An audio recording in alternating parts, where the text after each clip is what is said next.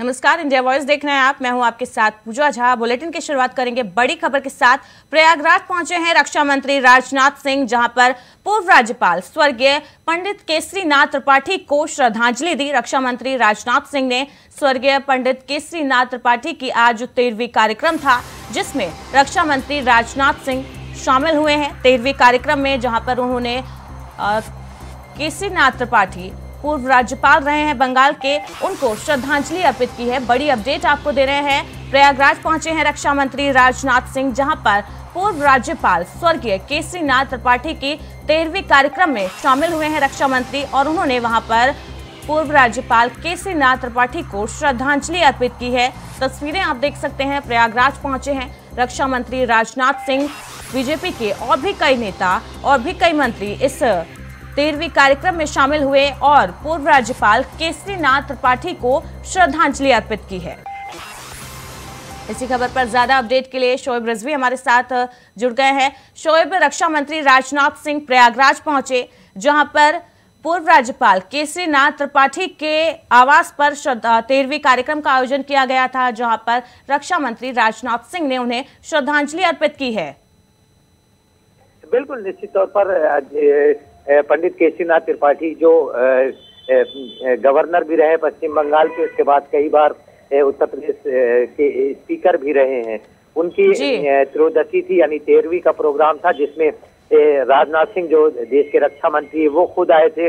उनका कहना था कि केसरीनाथ त्रिपाठी से उनके बहुत ही आत्मीय रिश्ते थे, वो उनके बड़े भाई जैसे थे। राजनीति में उनके साथ उनका काफी लंबा समय बीता है। साथ ही साथ उनको याद उन्होंने किया। इसके अलावा इस कार्यक्रम में न सिर्फ राजनाथ सिंह बल्कि यूपी के दोनों डिप्टी सीएम केशव प्रसाद मौर्य और ब्रजेश पाठक ये भी मौजूद रहे। इसके अलावा कई मंत्री, केंद्रीय मंत्री, राज्य मंत्री, उत्तर प्रदेश सरकार के मंत्री इस कार्यक्रम में शामिल हुए। लेकिन राजनाथ सिंह आज विशेष तौर पर इस कार्यक्रम में शामिल होने के लिए दिल्ली से आए थे। हालांकि उनका अब वापसी का कार्यक्रम है, लेकिन इस बीच उन्होंने जाकर के न सिर्फ श्रद्धांजलि अर्पित किया पंडित केसरीनाथ त्रिपाठी को, साथ ही साथ उनको याद भी किया। इस बीच उन्होंने मीडिया से भी थोड़ी देर बात की। मीडिया से तमाम अंतर्राष्ट्रीय विषयों पर जब उनसे पूछा गया तो उस पर उन्होंने चीन और पाकिस्तान पर सीधे तौर पर तो कुछ नहीं कहा, लेकिन उन्होंने इतना इशारों में इतना जरूर कहा है कि आज भारत की जो स्थिति है अर्थव्यवस्था में टॉप 5 पर है, तो उसके अलावा तमाम तरह की शक्तियों से लैस है भारत। ऐसे में चाहे चीन हो या जो भी ताकत हो, उन्हें इस बात का एहसास है कि भारत इस वक्त किस मकाम पे है। इस तरह की बातें उन्होंने कही है। खासतौर से पाकिस्तान की जो खराब अर्थव्यवस्था है उस पर भी सीधे तौर पर तो उन्होंने नहीं कहा, लेकिन इतना जरूर कहा है कि हमारा देश और हमारी संस्कृति वसुंधरा कुटुंबकम की भावना रखती है, यानी पूरे देश को अपना परिवार मानती है। और वो ये तो बिल्कुल शोएब, पूर्व राज्यपाल केसरीनाथ त्रिपाठी की 13वीं कार्यक्रम में रक्षा मंत्री राजनाथ सिंह शामिल हुए, और जहां पर उन्होंने कहीं ना कहीं एक राजनीतिक बयान भी देने का काम किया है। इसके अलावा और कौन कौन से कैबिनेट मंत्री वहां पर पहुंचे थे? क्या जो पूर्व राज्यपाल है उनके परिजनों से भी मुलाकात की गई है रक्षा मंत्री राजनाथ सिंह द्वारा? बिल्कुल, निश्चित तौर पर जो उनके पुत्र हैं नीरज त्रिपाठी और उनके 2 बेटियां हैं, उनसे मुलाकात की, उनको सांत्वना दी। साथ ही साथ इस मौके पर न सिर्फ राजनाथ सिंह बल्कि उत्तर प्रदेश के दोनों डिप्टी सीएम केशव प्रसाद मौर्य और ब्रजेश पाठक भी मौजूद रहे। उसके अलावा महेंद्र पांडे सहित कई केंद्र और उत्तर प्रदेश सरकार के मंत्री अलग समय पर यहाँ पर पहुंचे हैं। क्योंकि ये कार्यक्रम आज चल रहा है, उनका जो आवास है रिलायंस में, वहां पर उनका ये प्रोग्राम रखा गया, उसी में ये लोग शामिल होने के लिए आए हैं। उनके परिवार के लोगों से मुलाकात की। इस बीच में जो केसरीनाथ त्रिपाठी के जो सब के चाहे वो भी लगातार पहुंच रहे हैं, तो उनके घर पर ये कार्यक्रम चल रहा है। चूंकि भारतीय जनता पार्टी से एक लंबा रिश्ता रहा है पंडित केसरीनाथ त्रिपाठी का, इसलिए भारतीय जनता पार्टी के जो पदाधिकारी हैं वो पहुंच रहे हैं। साथ ही साथ तमाम राजनीतिक मित्र उनके अलग अलग जो पार्टियों से जुड़े रहे हैं वो लोग भी इस कार्यक्रम में शामिल होने के लिए पहुंच रहे हैं। लेकिन चूंकि भारतीय जनता पार्टी से सीधे तौर पर लंबे समय तक पंडित केसरीनाथ त्रिपाठी जुड़े रहे, इसलिए उनकी पार्टी से जुड़े तमाम सरकार से जुड़े लोग लगातार यहाँ पर पहुंच रहे हैं। और उसी कड़ी में देश के रक्षा मंत्री राजनाथ सिंह पहुंचे हैं और बाकायदा उन्होंने उनके परिवार के लोगों से मुलाकात की है, साथ ही साथ अपनी भावभीनी श्रद्धांजलि भी दी है और उनको याद भी किया है। क्योंकि उत्तर प्रदेश सरकार में जब राजनाथ सिंह मुख्यमंत्री हुआ करते थे या उनका राजनीतिक जीवन जब उत्तर प्रदेश में रहा करता था, तो केसीनाथ त्रिपाठी लंबे समय तक उनके साथ रहे हैं। पंडित केसीनाथ त्रिपाठी का राजनीतिक, हालांकि उनको उन्होंने अपना बड़ा भाई बताया है और उनको याद करते हुए बताया कि उनकी निजी क्षति भी मानते हैं अपनी। तो ये कह सकते हैं कि लगातार राजनीतिक कद से जुड़े लोग यहाँ पर पहुंच रहे हैं। बिल्कुल शोएब, बहुत बहुत शुक्रिया इस अपडेट के लिए आपका। पूर्व राज्यपाल स्वर्गीय पंडित केसीनाथ त्रिपाठी के 13वें कार्यक्रम में रक्षा मंत्री राजनाथ सिंह शामिल होने पहुंचे थे। वहीं बुलंदशहर में ग्रामीणों ने हंगामा किया है। पुल निर्माण में घटिया सामग्री का आरोप लगाया गया है। ग्रामीणों द्वारा गंगा नदी पर निर्माणाधीन पुल के बीम में दरार आने पर ग्रामीणों ने हंगामा किया। कंक्रीट का काम रुकवाने पर ग्रामीण अड़ गए हैं। जिम्मेदारों पर लापरवाही का आरोप ग्रामीणों द्वारा लगाया गया है और अब कार्रवाई की मांग कर रहे हैं ग्रामीण। महेश प्रधान, जिला पंचायत सदस्य बीजेपी जमुना नारायण और जेई पर गंभीर आरोप ग्रामीणों द्वारा लगाए गए हैं। पुल बीम में दरार आने के बाद आक्रोशित हुए हैं ग्रामीण। गंगा नदी में निर्माणाधीन कार्य चल रहा है, जिसके पुल में अभी से ही दरार आ गई, जिसके बाद ग्रामीणों ने हंगामा किया मौके पर पहुंचकर और पुल निर्माण में घटिया सामग्री लगाने का आरोप उन्होंने लगाया है। गंगा नदी में निर्माणाधीन पुल के बीम में दरार आई है, जिसको लेकर ग्रामीण आक्रोशित है और कंक्रीट का काम रुकवाने पर ग्रामीण अड़ गए हैं।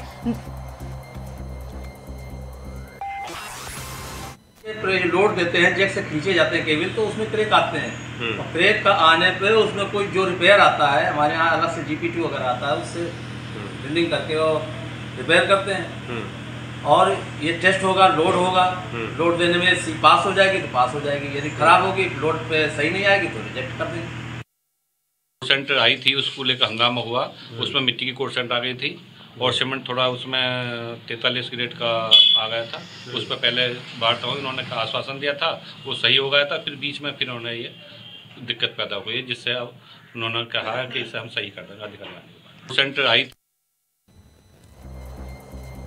तो बुलंदशहर में पुल निर्माण में घटिया सामग्री का आरोप लगाते हुए ग्रामीणों ने हंगामा किया है। इसी खबर पर ज्यादा अपडेट के लिए हमारे साथ हमारे संवाददाता वरुण शर्मा जुड़े हुए हैं। वरुण, बुलंदशहर में पुल निर्माण में घटिया सामग्री का आरोप लगाते हुए ग्रामीणों ने हंगामा किया। गंगा नदी पर निर्माणाधीन पुल के बीम में दरार आई है, ग्रामीणों का ऐसा कहना है, जिसको लेकर ग्रामीण आक्रोशित नजर आए हैं। क्या कुछ अपडेट है पूरे मामले को लेकर? जी बिल्कुल बता दूं, पूरा मामला बुलंदशहर के ऊंची गांव का है, जहां गजरौला और बुलंदशहर को जोड़ने वाला एक गंगा पुल का निर्माण चल रहा है। और ग्रामीणों का जो आरोप है, उनका कहना है कि जो पिलर गंगा पुल के लिए तैयार किए गए हैं, उनमें दरार आ गई है, क्योंकि अभी तो निर्माणाधीन काम है और अभी से ही इस पुल के पिलरों में दरारें आ गई हैं।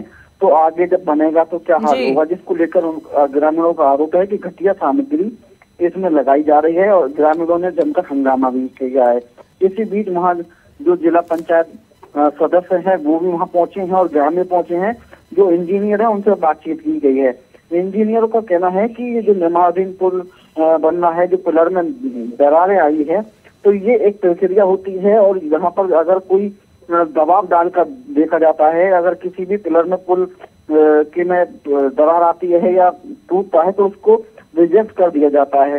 तो कहीं ना कहीं ये जो सामग्री की बात है, ग्रामीणों की बात है, तो उसमें माल घटिया तो लगाया जा रहा है, क्योंकि बनने से पहले ही दरार आनी तो एक बड़ी बात है। फिलहाल जो वहाँ के इंजीनियर हैं, तो सेतु निगम के अधिकारी हैं, उनका कहना है कि ये अभी एक प्रक्रिया होती है, इसकी जांच होगी, अगर वो गलत पाया जाता है तो हम उसे रिजेक्ट कर देते हैं। वरुण, ग्रामीणों ने जो जिम्मेदार अधिकारी है, कर्मचारी हैं या ठेकेदार हैं, उन पर गंभीर आरोप लगाए हैं, लापरवाही का आरोप लगाया है और निर्माणाधीन सामग्री में घटिया सामग्री इस्तेमाल करने का आरोप लगाया है। ग्रामीण जो है निर्माणाधीन काम को रुकवाने पर अड़े हैं। तो क्या ग्रामीणों के इस हंगामे के बाद जो निर्माणाधीन काम था उसको रोक दिया गया है या वो फिलहाल भी अभी भी जारी है?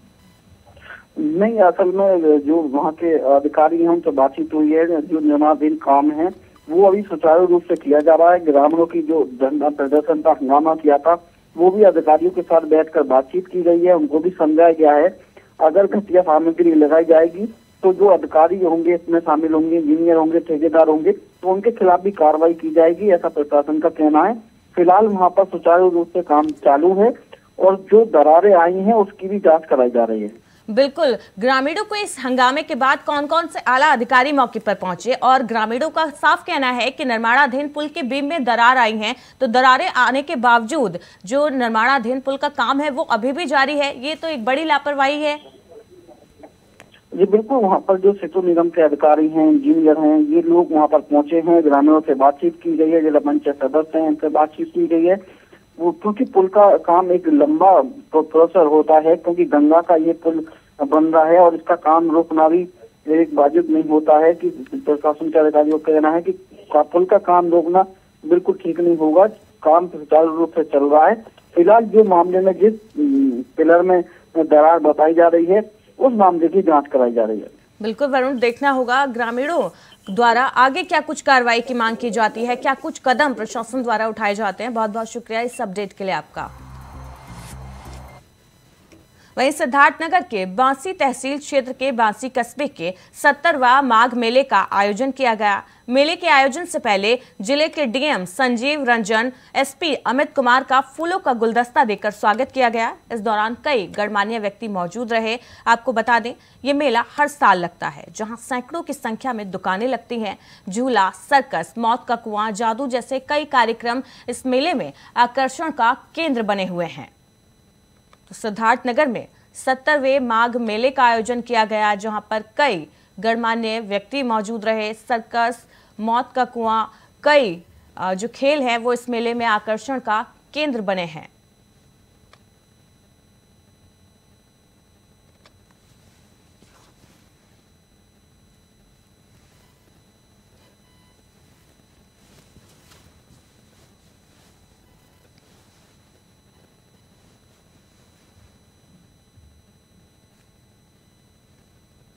शासन के द्वारा समुचित ढंग से सभी चीज़ की व्यवस्था की गई है। यहाँ जितने अग्निशमन, सुरक्षा इत्यादि तमाम चीज़ें हैं और तमाम सफाई की व्यवस्था सभी की गई है। जनता से केवल यही अपील है कि वो मेले में आए, मेले का आनंद लें और सुरक्षित ढंग से रहें। प्रशासन के द्वारा समुचित ढंग से सभी चीज़ की व्यवस्था की गई है। यहाँ जितने अग्निशमन, सुरक्षा इत्यादि तमाम चीज़ें हैं और तमाम सफाई की व्यवस्था सभी की गई है। जनता से केवल यही अपील है कि वो मेले में आए, मेले का आनंद लें और सुरक्षित ढंग से। ये बांसी माघ मेले का उद्घाटन आज किया गया है। ये लगभग 1 महीना ये मेला चलेगा। यहाँ पे सुरक्षा व्यवस्था के दृष्टिगत पर्याप्त पुलिस बल का व्यवस्थापन किया गया है। साथ ही यहाँ पे यूपी 112 और फायर सर्विस की गाड़ियाँ भी रहेंगी और साथ ही यहाँ पे एंटी रोमियो टीम्स भी लगाई गई है। और किसी भी प्रकार से यहाँ पे जो मेले में लोग आए किसी भी प्रकार से परेशानी न हो, इसके लिए पर्याप्त सुरक्षा व्यवस्था की गई है। वहीं हरदोई में एक बड़ा सड़क हादसा सामने आया, जिसमें 2 लोगों की मौत हो गई। कार ने सामने से एक बाइक में टक्कर मार दी, जिसमें 2 लोगों की मौके पर ही मौत हो गई। बाइक सवार चाचा और भतीजे की मौके पर मौत हुई है। बताया जा रहा है कि पुलिस सूचना के बाद मौके पर पहुंची और शव को पोस्टमार्टम के लिए भेज दिया।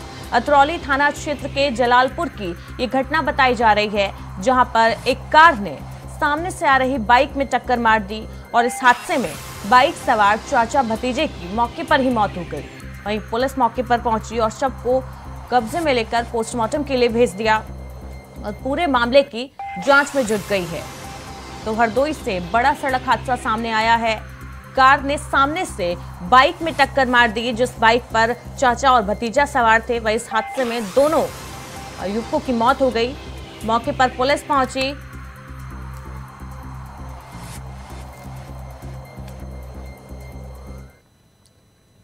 वहीं मैनपुरी से एक और बड़ी अपडेट आपको दे रहे हैं। महापंचायत में एसडीएम को बंधक बनाया गया है। किसानों ने एसडीएम को बंधक बना लिया। एसडीएम पर भ्रष्टाचार के आरोप लगाए हैं किसानों ने, जिसको लेकर किसानों ने एसडीएम को बंधक बना लिया। महापंचायत के दौरान महापंचायत में एसडीएम पहुंचे थे, जहां पर किसानों द्वारा एसडीएम को बंधक बनाया गया। एसडीएम पर ग्रामीणों ने, किसानों ने भ्रष्टाचार के आरोप लगाए हैं। तहसील परिसर में भारतीय किसान यूनियन भानुगुट की घटना, भानुगुट के किसानों द्वारा एसडीएम को बंधक बनाया गया।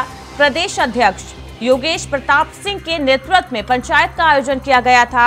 एसडीएम को बंधक बनाने का वीडियो वायरल हुआ है। तो मैनपुरी से ये अपडेट आपको दे रहे हैं, जहां पर महापंचायत में किसानों द्वारा एसडीएम को बंधक बनाया गया। एसडीएम पर भ्रष्टाचार के आरोप लगाए गए हैं किसानों द्वारा। तहसील परिसर में भारतीय किसान यूनियन के भानु गुट द्वारा एसडीएम को बंधक बनाया गया। प्रदेश अध्यक्ष योगेश प्रताप सिंह के नेतृत्व में महापंचायत का आयोजन किया गया था, जिसमें किसान शामिल हुए थे। वहीं इस पंचायत में एसडीएम को बंधक बनाया गया किसानों द्वारा, जिसका वीडियो सोशल मीडिया पर वायरल हो रहा है।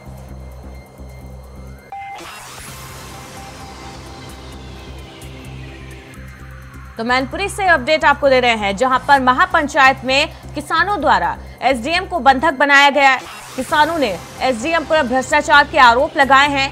तहसील परिसर में भारतीय किसान भानु गुट के किसानों द्वारा एसडीएम को बंधक बनाया गया। प्रदेश अध्यक्ष योगेश प्रताप सिंह के नेतृत्व में महापंचायत का आयोजन किया गया था। इसी खबर पर ज्यादा अपडेट के लिए मैनपुरी से हमारे संवाददाता मुकेश कुमार जुड़ गए हैं। मुकेश, महापंचायत में एसडीएम को बंधक बनाया गया है किसानों द्वारा, एसडीएम पर भ्रष्टाचार के आरोप लगाए हैं किसानों ने। जी हाँ, आपको बता दें कि ये किसनी तहसील का मामला है। यहाँ महापंचायत भी हुई थी। इससे पहले भारतीय किसान यूनियन भानु गुट के लोगों ने ज्ञापन भी सौंपा था और भ्रष्टाचार के लेखपाल संबंधित क्षेत्रीय जो लेखपाल हैं उन पर भ्रष्टाचार के आरोप लगे। उसकी शिकायत एसडीएम से की गई थी, मगर एसडीएम द्वारा कोई उचित कार्रवाई नहीं की गई है, जिससे आक्रोशित होकर आज एसडीएम राम नारायण को, जो किसनी के एसडीएम है, उनको बंधक बना लिया। 3 घंटे तक उनको बंधक बना के रखा गया, जिसके बाद प्रशासन के उच्च अधिकारी मौके पर पहुंचे और समझाने बुझाने के बाद ही एसडीएम को बंधक से मुक्त तो करा दिया गया है। लेकिन किसानों ने अपना एक लिखित पत्र भी दिया है। उन्होंने कहा इन मांगों को अगर समय रहते निस्तारण नहीं किया गया तो अभी तो एसडीएम हुए हैं, आने वाले समय में सभी तहसीलों के एसडीएम भी बंधक बनाए जा सकते हैं। बिल्कुल मुकेश, प्रदेश अध्यक्ष योगेश प्रताप सिंह के नेतृत्व में इस महापंचायत का आयोजन किया गया था, और क्या क्या मुख्य मांगे थी किसानों की जिसको लेकर इस महापंचायत का आयोजन किया गया था? महापंचायत का मुख्य उद्देश्य था आवारा गायों से जो फसलें बर्बाद हो रही, किसानों की फसलें खेतों पर अभी उगा नहीं पा रहे हैं, उससे पहले से ही नष्ट हो रही हैं। दूसरी थी आवारा गायों से जो लोगों को परेशानी हो रही है, सड़क हादसों में लोग अपनी जान गंवा रहे हैं। और तीसरी मांग थी जो कालाबाजारी खाद की हुई थी, डीएपी खाद उनको समय से नहीं मिल पाई, मगर अधिकारियों ने रात में कई जगह सप्लाई के आरोप भी उन पर लगे हैं। जो सत्ताधारी लोग हैं उनको समय रहते उनको उपलब्ध हो गई, मगर गरीब किसान को समय रहते नहीं मिली। बिजली के बिल जो है उनको काफी बढ़कर आ रहे हैं, किसान उससे इतना परेशान है। बिजली यूनिट जितने बिल हैं, मानिए जो 1000-2000 का बिल आता था, किसान सामान्य से भर रहा था, उनको 10-10, 20-20 हजार के बिल उनको थमा दिए गए हैं किसानों को। ऐसी ही 5 सूत्रीय मांगों को लेकर महापंचायत आई हुई थी। पूरे जिले के भारतीय किसान यूनियन के भानु गुट के लोग एकत्रित हुए। प्रदेश अध्यक्ष ने उस बैठक को संबोधित भी किया, मगर प्रशासन की ओर से किसी भी तरीके की कोई संज्ञान नहीं लिया गया और एसडीएम को भी इसकी आमंत्रित पत्र दिया गया था, वो भी नहीं पहुंचे, इसलिए उनको आज बंधक बनाया गया। जी, बहुत बहुत शुक्रिया इस अपडेट के लिए आपका मुकेश। वहीं अयोध्या में एक कार्यक्रम में यूपी के डिप्टी सीएम ब्रजेश पाठक ने कहा कि पीएम मोदी के नेतृत्व में पिछले 8 सालों में दुनिया में भारत की साख बढ़ी है। हमने ब्रिटेन जैसे बड़े राष्ट्र को पछाड़ते हुए दुनिया की 5 प्रमुख आर्थिक महाशक्तियों में भारत ने 5वां स्थान पाया है। प्रधानमंत्री ने तय किया कि आने वाले दिनों में 1 से 3 की श्रेणी में भारत को लेकर जाएंगे। उसके लिए भारत की इकोनॉमी $5 ट्रिलियन पहुंचाना होगा, जिसके लिए यूपी अहम भूमिका निभा रहा है। जब तक उत्तर प्रदेश राज्य आगे नहीं बढ़ेगा, तब तक भारत को आगे बढ़ने की कल्पना नहीं की जा सकती। उत्तर प्रदेश में सीएम योगी ने $1 ट्रिलियन इकोनॉमी बनाने का लक्ष्य रखा है। लगातार इन्वेस्टर समिट किए जा रहे हैं। 2018 से लेकर अब तक पहले इन्वेस्टर समिट में 4.5 लाख करोड़ के एमओयू साइन हुए हैं। उसमें 4 लाख करोड़ से अधिक धरातल पर उतारे गए, जिसका लखनऊ में ग्राउंड सेरेमनी प्रधानमंत्री ने किया था। कस्बा बहलोई थाना अंतर्गत बर्तन बाजार क्षेत्र में निवासित एक महिला द्वारा अपने बच्चे को पटक दिया गया, जिससे कि बच्चे की मृत्यु हो गई है। इस संदर्भ में महिला के पति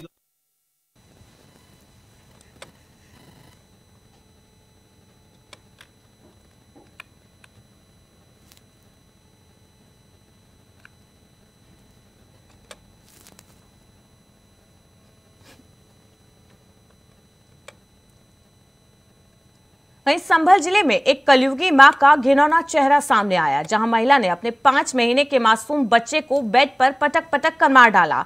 पुलिस ने इस मामले में पति की तहरीर के आधार पर महिला के खिलाफ मुकदमा दर्ज कर गिरफ्तार करने की कार्रवाई की है। तो वहीं मासूम के शव को कब्जे में लेकर पोस्टमार्टम के लिए भेज दिया गया है। बहलोई थाना अंतर्गत बर्तन बाजार क्षेत्र में निवासित एक महिला द्वारा अपने बच्चे को पटक दिया गया, जिससे कि बच्चे की मृत्यु हो गई है। इस संदर्भ में महिला के पति द्वारा अभियोग पंजीकृत कराया गया है। प्रकरण में जांच करते हुए महिला को हिरासत में ले लिया गया है। साथ ही बयान दर्ज करते हुए साक्ष्य के आधार पर अग्रिम विधिक कार्रवाई सुनिश्चित की जाएगी।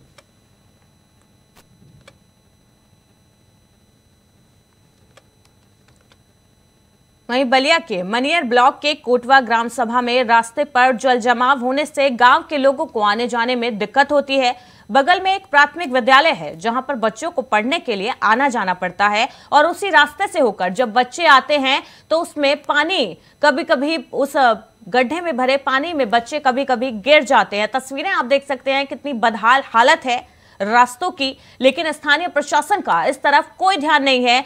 ग्रामीणों द्वारा कई बार शिकायत की गई, लेकिन इसके बावजूद भी कोई समाधान नहीं निकाला गया और इस खराब और बदहाल रास्तों से गुजरते हुए बच्चे स्कूल जाने के लिए मजबूर हैं।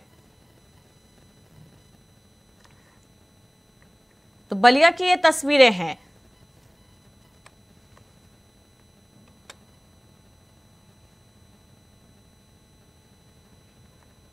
खबरों में फिलहाल इतना ही। लगातार खबरों के लिए देखते रहिए इंडिया वॉइस।